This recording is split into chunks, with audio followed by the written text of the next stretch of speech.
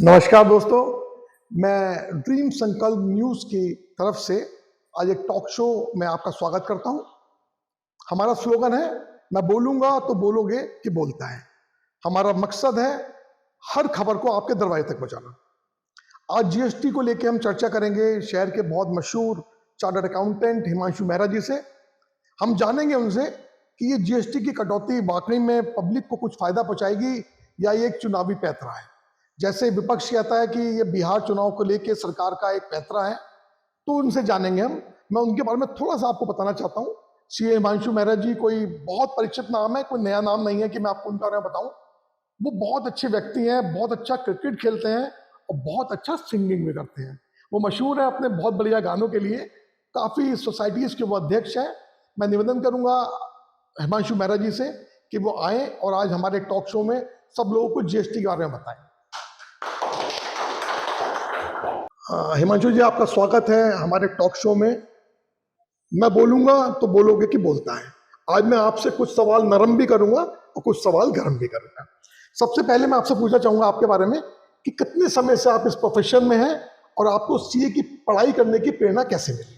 देखिए, मैंने 1996 नवंबर में क्वालिफाई करा था सीए और मेरे को जो सीए की प्रेरणा मिली, मैं असल में मेरे फादर यूको बैंक में मैनेजर थे उस समय और हमारी पापा की पोस्टिंग बरेली में हुई थी। तो बरेली में उनके एक फ्रेंड थे अजय मल्होत्रा जी, तो वो उनको देख के मैं बहुत इंस्पायर हुआ, तो उनके अंडर में मैंने ट्रेनिंग करी और वो मेरे प्रेरणा स्रोत थे। लेकिन दुर्भाग्य से वो आज इस दुनिया में नहीं है, एक एक्सीडेंट में डेथ हो गई थी और वो मेरी प्रेरणा स्रोत थे। बहुत बढ़िया, बहुत बढ़िया। चलिए चर्चा शुरू करते हैं जीएसटी के बारे में। जैसे कि आजकल सबसे हॉट इश्यू है कि सरकार ने आम जनता को लिए जीएसटी की दरें कम करी हैं। इससे आम जनता को कितना लाभ पहुंचेगा, क्या राय है इस बारे में आपकी? देखिए सर, अगर आप देखें कि जीएसटी की दरें काफ़ी कम करी गई हैं और निश्चित रूप से इसका आम जनता को बहुत फ़ायदा पहुंचेगा। अभी आज मैं सुबह पेपर ही पढ़ रहा था, कई कंपनीज ने कार के दाम और आपके बाइक के दाम घटा दिए हैं, आज ही पेपर की न्यूज़ थी। पर इसमें कई जो लोग जो है मैं आपको बताता हूँ कि वैसे तो ज़्यादातर लोग कम करते हैं क्योंकि मार्केट भी कॉम्पिटिटिव होता है, तो उन्हें जब जीएसटी के रेट कम होते हैं उन्हें करने ही पड़ते हैं। लेकिन कुछ लोग जो थोड़ी मोनोपोलिस्टिक आइटम होते हैं उसमें कुछ लोग थोड़ी कारीगरी कर जाते हैं कि उस हिसाब से जितना जीएसटी कम होता है उतना रेट बढ़ा देते हैं। तो उसके लिए एक सेक्शन 171 है हमारे जीएसटी के अंदर जो एंटी प्रॉफिटिंग लॉ थी। Very good. लेकिन क्या हुआ, उस सेक्शन को मुझे नहीं समझ में आया, गवर्नमेंट ने 1 अप्रैल 25 से विड्रॉ कर लिया। वो सेक्शन दोबारा लागू होने चाहिए उससे, क्योंकि उन्होंने इसे हटाया नहीं, पर ये कहते हैं अब इसको ट्रिब्यूनल देखेगा। अभी ट्रिब्यूनल का गठन सही से हुआ भी नहीं है, लेकिन वो डायरेक्टली उनका अप्रोच हो जाती। तो मैं कहूँगा वो 171 में फिर से जीएसटी काउंसिल को ही पावर दी जाए, तो वो ज़्यादा अच्छा इफेक्टिव है, जिससे वास्तव में जनता को लाभ हो पाए।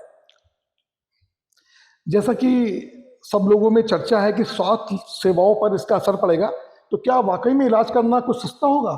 देखिए सर, क्यों नहीं होगा। अगर अभी कम से कम 36 दवाइयों पे जिन पे 12% जीएसटी था, 18% जीएसटी था, वो नील कर दिया गया है, जीरो।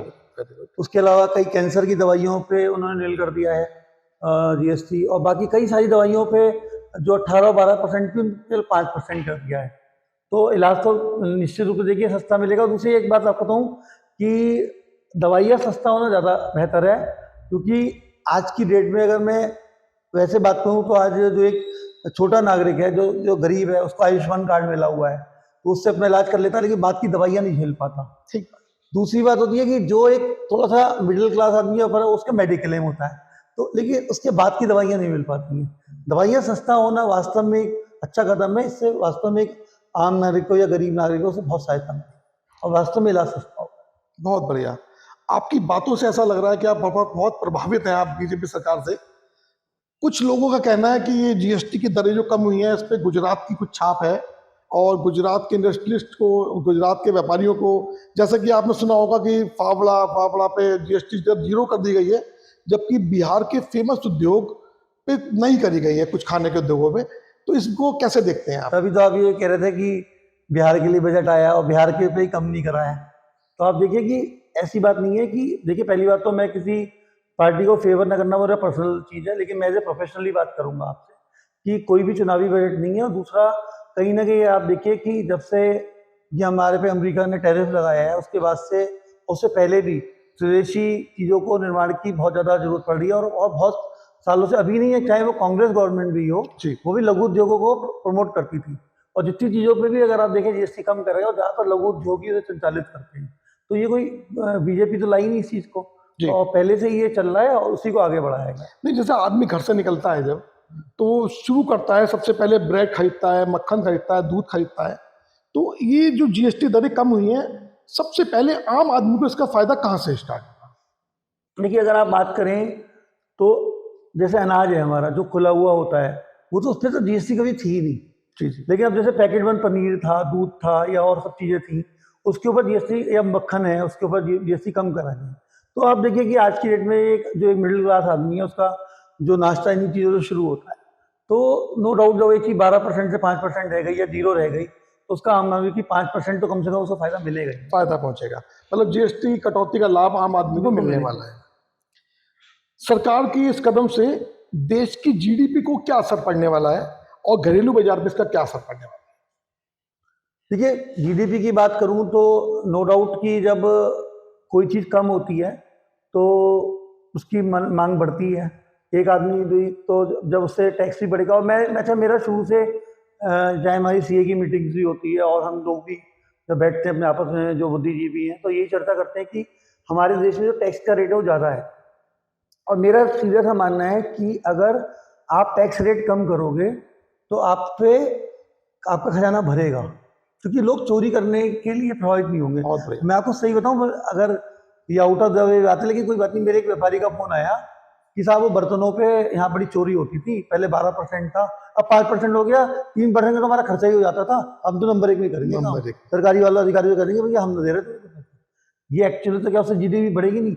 और मैं कह रहा हूँ सर, वास्तव में चाहे इनकम टैक्स हो, जीएसटी हो, उसके आप रेट कम करिए, और सर उसमें ज़्यादा रेट से केवल ब्यूरोक्रेसी को फायदा होता है, और अगर आम जनता को और सरकार को फायदा तभी होगा जब रेट कम हो। नहीं, जो सरकार ने ये कटौती करी है, इससे नो डाउट कि सरकार के खजाने पर असर पड़ेगा। तो सरकार इसकी रिकवरी कहाँ से करने वाली है? कुछ और मतलब कुछ छुपे हुए टैक्स लगाने वाली है सरकार जनता के ऊपर? ऐसे रिकवरी सरकार भी बहुत होशियार होती है। ऐसा नहीं है कि अगर आप देखो तो गवर्नमेंट ने कुछ चीज़ों पे टैक्स कम करा तो कुछ पे बढ़ाया भी है चुपके से। जैसे कि जो गाड़ी जो होती है, लग्जरी आइटम होती है, उन्हें 40% कर दिया गया है। ये कारों पे तो कुछ कम हुआ है टैक्स। कारों पे जो मिडिल क्लास की कारें हैं, 1300 सीसी से कम की जो गाड़ी है, 1200 सीसी से, और 350 सीसी से जो नीचे की बाइक है, उस पर कम करा है, बाकी पे बढ़ाया है। बाकी पे कार पे बढ़ाया 40% करा, जो भी लग्जरियस गाड़ी है, तंबाकू पे, सिगरेट पे, इन सब पे जो पहले 28% था वो 40% था। गवर्नमेंट वहाँ से रिकवरी करेगी। ये निर्णय जो आया है जीएसटी कम करने का, ये ठीक बिहार चुनाव से पहले क्यों आया है? इसको आप कैसे देखते हैं? तो देखो, निर्णय जो आया है बिहार चुनाव से पहले आया है, लेकिन मेरे को तो ज़्यादा इसका बिहार से ज़्यादा मुझे ट्रम्प की नीतियों पे ज़्यादा लग रहा है कि जो ट्रम्प ने टैरिफ लगाया है, शायद उसका बड़ा जवाब है। क्योंकि अगर आप मान के चलो सर, जीएसटी जो होता है, हम लोग फेडरल स्टेट्स हैं, मतलब हमारे यहाँ राज्य सरकार की भी उतनी चलती है, केंद्र सरकार भी उतनी चलती है। तो अगर कोई मोदी जी को लाते तो वो जीएसटी काउंसिल पास की होती, उसके अंदर सारे राज्य हैं सर, तो सारे राज्यों की इक्वल वोटिंग है। तो आप जीएसटी के अंदर अगर गवर्नमेंट की ये छाप होती है, गवर्नमेंट की अपनी अकेले निर्णय होता, तो शायद बहुत पहले से गवर्नमेंट जो मुझे पता लगा है, केंद्र सरकार चाहती है कि जो हमारा डीजल है, पेट्रोल है, वो भी जीएसटी में आ जाए, लेकिन वो चाह के भी नहीं कर पा रहे क्योंकि राज्य सरकारें नहीं चाह रही हैं। तो सर ये एक पे ब्लेम देना गलत है। सब अगर सर क्रेडिट भी बीजेपी लेने के अधिकार नहीं है, इसकी क्रेडिट भी सारी सरकारें लेने के अधिकारी है, क्योंकि सबकी परमिशन से जीएसटी में चेंजेस आते हैं, कोई एक सरकार चेंज नहीं कर सकती। व्यापारियों की समस्या को देखते हुए सरकार को और क्या सुविधाएं देनी चाहिए, और जीएसटी के कुछ आपको स्लैब्स ऐसे लगते हो जो अभी और कम होने चाहिए, वो क्या है? सर देखिए, स्लैब तो बहुत जगह से निर्यात में हम बात कर रहे हैं, थोड़ा सा अभी बात हो रही थी, अगर मैं रात के थोड़ा सेक्टर से ही बात करूंगा कि हमारे जो रॉ मटेरियल है उसके कुछ आइटम पे 12% जीएसटी है, कुछ पे 18%। और प्रॉब्लम क्या है, एक्सपोर्टर जो है हमारे ज़्यादातर, वो सब इनको इनपुट क्रेडिट का रिफंड मिलता है, क्योंकि वर्किंग कैपिटल अटकी रहती है। तो ये जो भी निर्यात को जो माल मिलता है, वो कम से कम वो 5% पे आना चाहिए। जो भी हम कच्चा माल लेते हैं, निर्यात उसकी मांग भी उठा रहे हैं। और बहुत सारी छोटी सी चीज़ें कमी भी है जो लगती है कि कुछ जगह पे इनपुट जो है वो 12% है, 18%, यानी जो हम माल ले रहे हैं, बेच रहे हैं 5% पे। अब क्या होता है, वो जीएसटी अटक जाती है। उसके लिए हमें जब रिफंड के लिए जाते हैं तो हमें पूरी सरकारी प्रक्रिया को फाइल करना पड़ता है, और हमें उसमें कुछ सुविधा शुल्क भी देना पड़ जाता है, उसके बिना वो आसानी से आता नहीं है। और वो जो निर्यातों का रिफंड लेना आसान है, वो बड़ा सिंपल प्रोसेस है, लेकिन जो इन्वर्टेड ड्यूटी स्ट्रक्चर का रिफंड लेना अपने आप में बहुत टेढ़ी खीर है। मतलब आप सोचिए कि मेरे पे क्लाइंट आता है तो हमें सही मायनों में जितने वो पैसे देता हूँ वही कॉस्ट भी नहीं निकलती है, कई बारी इसमें मेहनत लग जाती है, पूरे इनवॉइस होगा। तो ये प्रक्रिया सरल करनी चाहिए। इन्वर्टेड ड्यूटी स्ट्रक्चर का ऐसा कुछ गवर्नमेंट प्लान करे कि वो उसकी नौबत ही ना है, जो इनपुट पे टैक्स हो वही आउटपुट पे होना चाहिए। आज हमारे बीच में हिमांशु मेहरा जी ने जीएसटी के बारे में हमें बहुत कुछ बताया। अगर आपके पास और भी कुछ सवाल या समस्याएं हैं तो आप हमें व्हाट्सएप कर सकते हैं, हम वो उसका जवाब आपको बहुत जल्दी व्हाट्सएप के माध्यम से देंगे। ड्रीम संकल्प न्यूज़ की सारी टीम हिमांशु जी की हमेशा बहुत आभारी रहेगी। वो आज आए हमारे छोटे से बुलावे पर, उन्होंने अपना इतना कीमती और महत्वपूर्ण टाइम हमें दिया। हिमांशु जी, आपका बहुत बहुत स्वागत। आपने इतने बिजी टाइम में आपका भी बहुत बहुत धन्यवाद जो आपने मुझे बुलाया है, और आपका ज्ञान से हम बहुत प्रभावित हुए। धन्यवाद। एक छोटे से मोमेंटो देके हम उनका स्वागत करना चाहते हैं ताकि वो हमारी टीम को हमेशा याद रखें और हमें भूल ना पाए। धन्यवाद हिमांशु जी, थैंक यू। हमारे वीडियो को लाइक और चैनल को सब्सक्राइब करना ना भूलें।